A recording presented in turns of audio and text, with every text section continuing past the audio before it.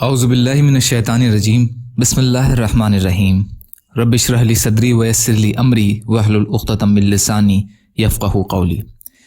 حضرت عقبہ بن عامر رضی اللہ تعالی عنہ روایت کرتے ہیں کہ رسول اللہ صلی اللہ علیہ وسلم نے ارشاد فرمایا، مومن کا بھائی ہے۔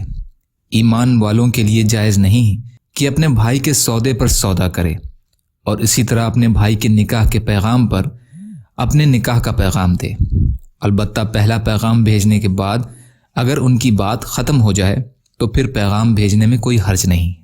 مسلم شریف۔ فائدہ: سودے پر سودا کرنے کے کئی مطلب ہیں۔ ان میں ایک یہ ہے کہ دو آدمیوں کے درمیان سودا ہو چکا ہو، پھر تیسرا شخص بیچنے والے سے یہ کہے کہ اس شخص سے سودے کو ختم کر کے مجھ سے سودا کر لو۔ النووی۔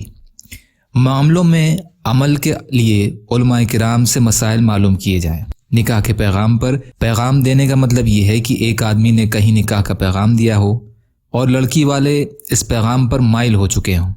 اب دوسرے شخص کو اگر اس نکاح کے پیغام کا علم ہے تو اس شخص کو اس لڑکی کے لیے نکاح کا پیغام نہیں بھیجنا چاہیے۔ فتح الملہم۔ حضرت عبداللہ بن عمر رضی اللہ عنہ روایت کرتے ہیں کہ نبی کریم صلی اللہ علیہ وسلم نے ارشاد فرمایا، جو شخص ہم پر ہتھیار اٹھائے وہ ہم میں سے نہیں۔ مسلم شریف۔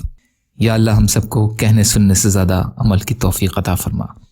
یا اللہ جو مظلوم ہیں ان کی مدد فرما، جو پریشان حال ہیں، جو قرض میں ہیں، جو بیمار ہیں، یا اللہ ان سب کی پریشانیوں کو، بیماریوں کو دور کر دیجیے۔ یا اللہ ہم سب کو دنیا اور آخرت کی تمام خیر عطا فرمائیے برحمتک یا ارحم الراحمین۔ لا الہ الا اللہ محمد رسول اللہ۔ السلام علیکم۔